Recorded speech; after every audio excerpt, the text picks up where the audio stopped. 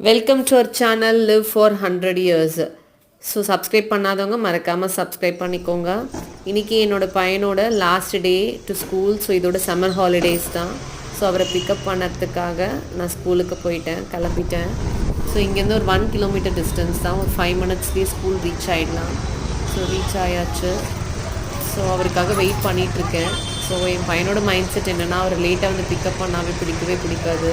So அவர் என்ன பண்ணுவார், மேலேருந்து நோட் பண்ணிகிட்ருப்பார் ஃபர்ஸ்ட் ஃப்ளோர்லேருந்து மம்மி எவ்வளோ நிமிஷம் லேட்டாக வராங்கன்னுட்டு. சப்போஸ் நான் லேட்டாக வந்துட்டேன் அப்படின்னா அவர் மூஞ்சி அப்படி கோபமாகவே இருக்கும். வந்த உடனே கேட்பார், ஏமா லேட்டாக வந்தீங்க அப்படின்ட்டு. ஸோ வந்துட்டார் பாருங்கள். நான் இன்றைக்கி ஒரு 2 to 3 மினிட்ஸ் லேட்டாக வந்துட்டேன். வந்த உடனே என்னை கேட்பார். சைலண்ட்டாக நோட்டீஸ் பண்ணுங்கள்.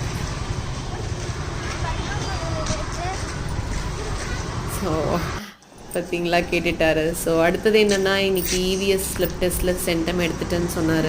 ஸோ அதனால் எப்போவுமே நான் ஒரு சப்ஜெக்டில் சென்டம்னு எடுத்துட்டாங்க, ஃபுல் மார்க்ஸ் எடுத்துட்டாங்கன்னா கிஃப்ட் வாங்கி கொடுப்பேன். நான் என் பையனுக்குன்னு இல்லை, டியூஷன் பசங்களுக்கு என்ன கிஃப்ட் வாங்க போகிறீங்க?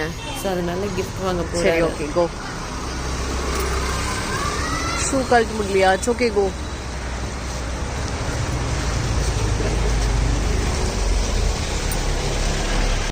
இப்போ வாங்கிட்டியா? எதுக்கு 3 பெண்ணு வாங்கினீங்க? ஒரு கிஃப்ட் தானே, ஒன்றுத்தில் சென்டம் எடுத்தா.